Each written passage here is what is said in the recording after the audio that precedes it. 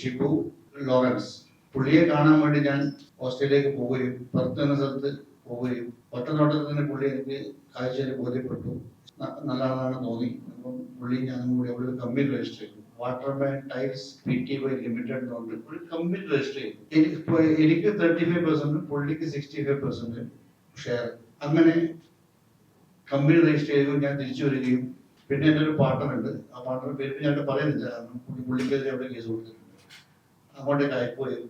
പുള്ളി Melbourne cricket ഗ്രൗണ്ടാണ് പോയത്. അങ്ങോട്ടേക്ക് പുള്ളിയും കണ്ട് ബോധ്യപ്പെടുകയും അങ്ങനെയാണ് നമുക്ക് തുടങ്ങാം, മുന്നോട്ട് പോകാന്ന് പറഞ്ഞ് 15 കണ്ടെയ്നർ ഞാൻ അയച്ചു. 15 കണ്ടെയ്നർ അവിടെ എത്തുകയും അതിന് പിന്നെ ഒരാഴ്ച 2 ആഴ്ച കഴിയുമ്പോൾ എനിക്ക് മെയിൽ വന്നു, കുറച്ച് ടൈൽസ് കംപ്ലൈന്റ് ആണ്. ഞാൻ നോക്കിയ ടൈൽസ് ആണ്, ചിലപ്പോൾ കംപ്ലൈന്റ് വന്നേക്കാം.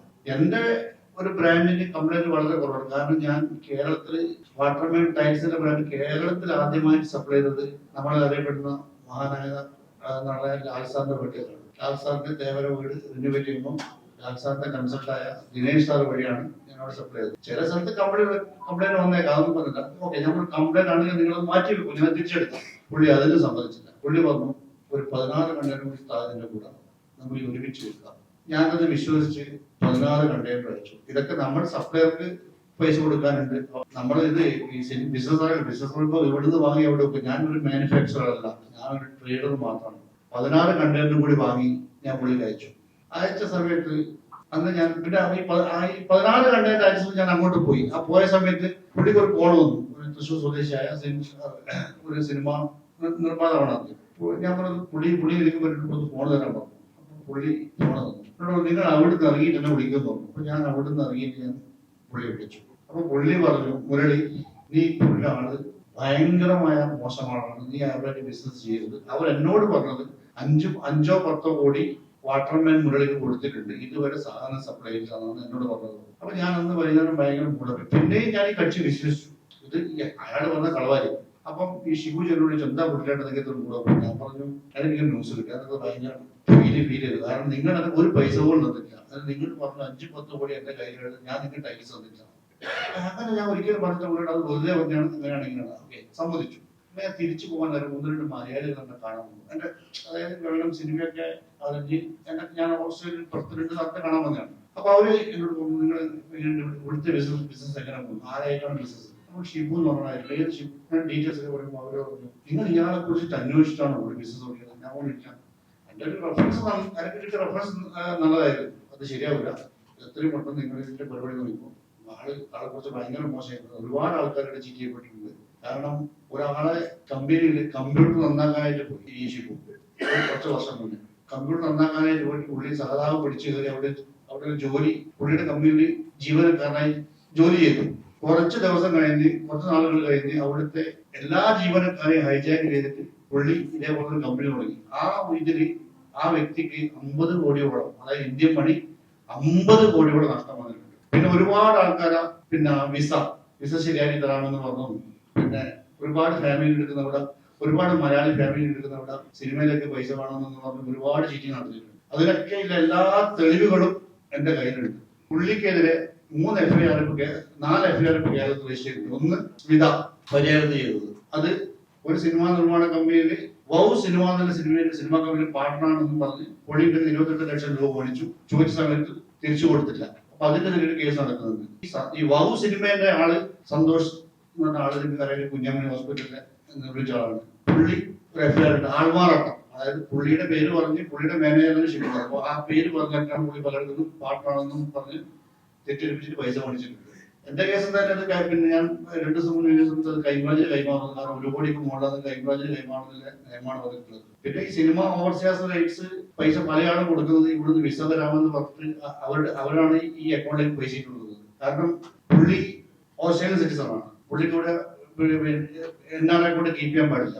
പുള്ളിയുടെ NRI അക്കൗണ്ടിൽ ഒരുപാട് പൈസ ഇവിടെ വരുന്നുണ്ട്. അപ്പൊ അതൊക്കെ ഭയങ്കര പുള്ളി പിന്നെ ഒന്നും നിയമപരമായി ചെയ്യുന്നില്ല. എന്റെ ടൈൽസ് അവിടെ മോശമെന്ന് പറഞ്ഞ ടൈൽസ് ഞാൻ ഇപ്പോഴും ഇത്രയും മാധ്യമങ്ങളെ മുമ്പ് ഞാൻ പറയുന്നു, കംപ്ലൈന്റ് ആണെന്ന് പറഞ്ഞ ടൈൽസ് അവര് ഒരു കണ്ടെയ്നർ മൊത്തം വിൽക്കുന്ന പറഞ്ഞത്.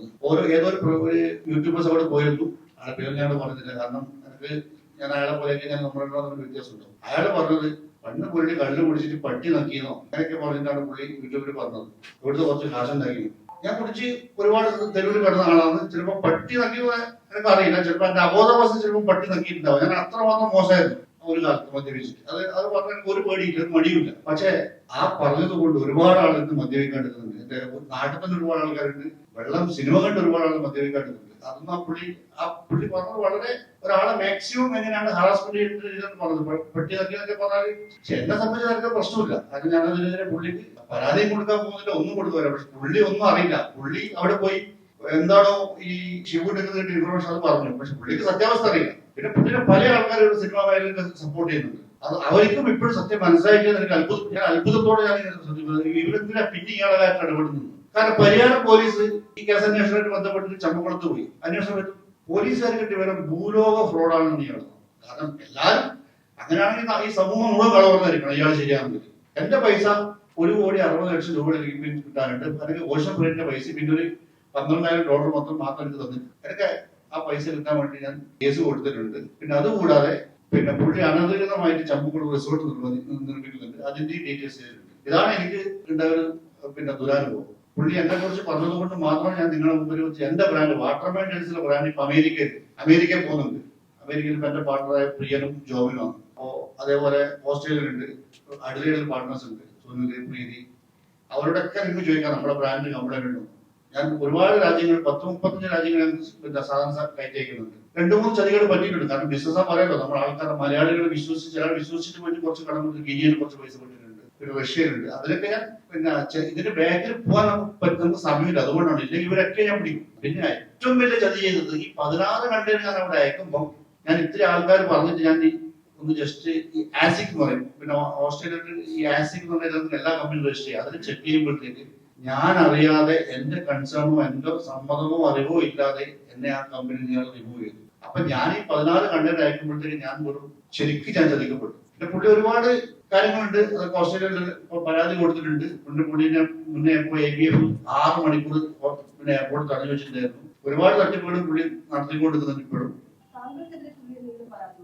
എനിക്കെതിരെ പരാതി അറിയില്ല കൊടുത്തിട്ട്. ഞാൻ ഒരു 10 ദിവസം US-ലായിരുന്നു. ഇപ്പൊ ഞാൻ 2 ദിവസമായിട്ട് തിരിച്ചു വന്നിട്ട് എന്തോ വക്കീൽ നോട്ടീസ് വന്നിട്ട് വൈഫ് വിളിച്ച് പറഞ്ഞു നോക്കണം. വാട്ടർമാൻ ഡേൻസ് ഓസ്ട്രേലിയ പ്രൈവറ്റ് ലിമിറ്റഡ് ഇപ്പോഴും ഫേസ്ബുക്കിൽ പരസ്യം ചെയ്തു കംപ്ലൈന്റ് ആയ ടൈൽസ്.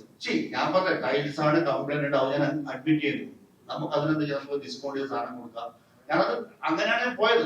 അത് സൊല്യൂഷൻ കണ്ടുപിടിക്കാൻ വേണ്ടിയാണ് പോയത്. അപ്പൊ 16 കണ്ടുകൊണ്ട് നമുക്ക് അയച്ചാൽ നമുക്ക് എല്ലാ പ്രശ്നം ചതിന്റെ മുകളിൽ പിന്നെ ചതിച്ചു. ഇപ്പോഴും അവർ പരസ്യം ചെയ്തുകൊണ്ടിരിക്കും. എന്നെ പരിചയപ്പെടുത്തിയത് സത്യം പറഞ്ഞാൽ എന്റെ ഒരു അടുത്ത സുഹൃത്ത്, വെള്ളത്തിന്റെ ഒരു പിന്നെ വളരെ നല്ല മനുഷ്യനാണ് പുള്ളി. എന്റെ ഒരുപാട് മെന്റലി ഫിനാൻഷ്യലി സപ്പോർട്ട് ഒരാളാണ് ബിജു തോരടുത്തുനിന്നാണ്. പുള്ളിയുടെ ഒരു ഫ്രണ്ടാണ്. പുള്ളി പറഞ്ഞിട്ടാണ് ഈ പുള്ളിയുടെ ഫ്രണ്ടിനെ പരിചയപ്പെടുന്നത്. എല്ലാരും ചെകച്ച് നോക്കാൻ പറ്റുന്നുള്ളൂ. അത് ഞാൻ പഠിച്ചു. പിന്നെ എന്റെ പാർട്ണർ ഞാൻ അയച്ചു. അവർക്ക് ഒരു കമ്പനി ഫിനാൻസ് മാനേജറാണ്, പിന്നെ ഓസ്ട്രേലിയ അങ്കോളയിലായിരുന്നു. അവരും ഞാൻ അയച്ചു. അവരെ പറ്റി തെറ്റി. ഞാൻ ഇപ്പോഴും മറ്റൊരു കാര്യം പറഞ്ഞത്, പുള്ളി അത് 1.5 കണ്ടെയ്നർ എടുക്കലാന്ന് മറ്റേ അവിടെ പോയ യൂട്യൂബിന്റെ ആള് പറഞ്ഞത്. മിനിമം 7-8 കണ്ടെയ്നർ അവിടെ വിറ്റിട്ടുണ്ട്. ഇല്ലേ ഞാൻ ഒരു പൈസയും പുള്ളി തരണ്ട. ഞാൻ നിങ്ങളെല്ലാരും മുന്നിൽ വെച്ചിട്ട് ഞാൻ പറയും. പിന്നെ ഈ സിനിമേന്റെ ഓവർസീസ് ഫണ്ട് പുള്ളി കൊടുക്കുന്നത് എങ്ങനെയാ വെച്ചാല്, ഇവിടെ വിസ തരാന്ന് പറഞ്ഞിട്ട് ചിലർക്ക് വിസ കൊടുക്കുന്നുണ്ട്, ചിലർക്ക് അവിടെ ജോലിയിലാണ് കഷ്ടപ്പെട്ടിട്ട് വിസ കൊടുത്തിട്ട് ഭയങ്കര ബുദ്ധിമുട്ടുള്ള ആൾക്കാർ. പക്ഷെ പേടിച്ചിട്ട് പുറത്തു വരുന്ന ആൾക്കാർ ഒരു വിസ 50-75 ലക്ഷം രൂപ മേടിച്ചിട്ട് പുള്ളി മേടിക്കുന്നുണ്ട് ഒരു വിസ. ഞാൻ എന്റെ ജീവിതത്തിൽ ഏറ്റവും മോശമായ കാര്യം പറഞ്ഞതാണ്. എനിക്ക് നാളെ ചിലപ്പോൾ ഇതേപോലെ ഇപ്പൊ തന്നെ ഞാൻ പറയും, എനിക്ക് ഒരുപാട് അധികം പാർട്ട്നേഴ്സ് ഉണ്ട്. 3-4 പാർട്ട്നേഴ്സ് ഉണ്ട്. US-ലെ അമിത്, പിന്നെ കാനഡയിലെ രൂപേഷ്, പിന്നെ അങ്ങനെ കുറച്ച് 2-3-4 പാർട്ട്നേഴ്സ് ആക്കിയിട്ടു. പിന്നെ എന്റെ പഴയ കുറച്ച് പാർട്ട്നേഴ്സ് എന്റെ കൂടെ ശക്തമായി നിൽക്കുന്നുണ്ട് ഇപ്പോൾ. അപ്പം അതുകൊണ്ടാണ് അവരാണ് എനിക്ക് ധൈര്യം. കാരണം നമ്മളങ്ങനെ ഞാൻ ആദ്യം പറഞ്ഞിട്ടുണ്ട്, വെള്ളം സിനിമയെ കാണുന്നത് പോലെ 20,000 അത് ജോലിയും അങ്ങനത്തെ ആളൊന്നുമില്ല. ഞാനത് സിനിമക്ക് വേണ്ടി സിനിമാറ്റിക് ആയിട്ട് പറഞ്ഞതാണ്. ഞാനൊരു സാധാരണക്കാരാണ്. അത്യാവശ്യം എക്സ്പോർട്ടൊക്കെ ചെയ്ത് ഒന്ന് ഇങ്ങനെ പച്ച പിടിച്ച് വരുന്നേ ഉള്ളൂ. കുറച്ച് 20 കുറച്ച് ഇതിന്റെ പേര് സപ്ലൈസ് പൈസ കൊടുക്കാനുണ്ട്.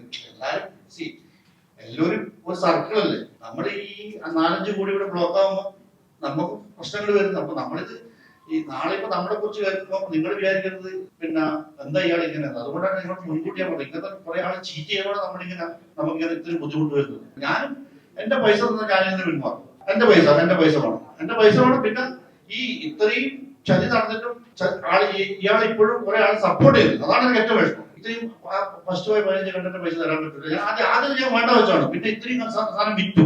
പിന്നെ ഞാൻ ഇതിന്റെ പൈസ വേണ്ട നോക്കണം. പിന്നെ പുള്ളി പോലെ അവിടെ സ്റ്റോറേജിന് പൈസ, ഇത് പൈസ, അത് പൈസ, അതൊക്കെ 65-35% എത്രയാണ്, അതാണ് ചെയ്യുന്നത്. ഇത് ഞാൻ അറിയാണ്ട് എന്നെ കമ്പനിയിൽ നിന്ന് റിമൂവ് ആക്കുകയും ചെയ്തു. ഞാൻ അവിടെ നഷ്ടം സഹിക്കണം. അതല്ല 30, ഞാനിപ്പോഴും പറയാം 30% ഞാൻ അവിടുത്തെ നഷ്ടത്തിന് ബാധ്യസ്ഥനാണ് അയാൾക്ക് വന്ന നഷ്ടത്തിന്. പക്ഷെ അയാളെ റിമൂവ് ആക്കി കമ്പനിക്ക് മാറ്റി. ഇപ്പൊ ഞാൻ ആഫ്രിക്കയിലുള്ള ബിസിനസ് ചെയ്തു, നമ്മളത് ക്ലോസ് ചെയ്തു. ക്ലോസ് ചെയ്ത് ഒരു കോടി നഷ്ടം വന്നു. ഞാൻ അവിടെ അഗ്രിമെന്റ് എങ്ങനെയായിരുന്നു, അതിന് ബുദ്ധിമുട്ടില്ല. ഇതിനെതിരെ പല ആരോപണങ്ങളും വരും. അപ്പം എന്ത് വേണമെങ്കിലും ചോദിക്കാം. ഞാൻ വളരെ സത്യസന്ധമായ കാര്യങ്ങൾ പറയുന്നു. ഷിബു പരാതി പോയിട്ടുണ്ട്. ഷിബു അല്ലേ ഒരാളെ കൊണ്ട്, പിന്നെ ഒരു യൂട്യൂബറെ കൊണ്ട് അവിടെ കൊണ്ട് പോയിട്ട് എന്റെ ഫോട്ടോ വെച്ചിട്ട്, ഞാൻ ഇപ്പോഴും പുള്ളിയുടെ ഫോട്ടോ നിങ്ങൾക്ക് തെറ്റ് ഞാൻ തന്നിട്ട്, എന്റെ ഫോട്ടോ അവിടെ എന്റെ പാർട്ട്ണർ ഫോട്ടോ, അവന്റെ വൈഫിന്റെ ഫോട്ടോ, അതൊക്കെ വെച്ചിട്ടാണ് ഈ യൂട്യൂബർ അയാൾ ഒന്നും അറിയില്ല.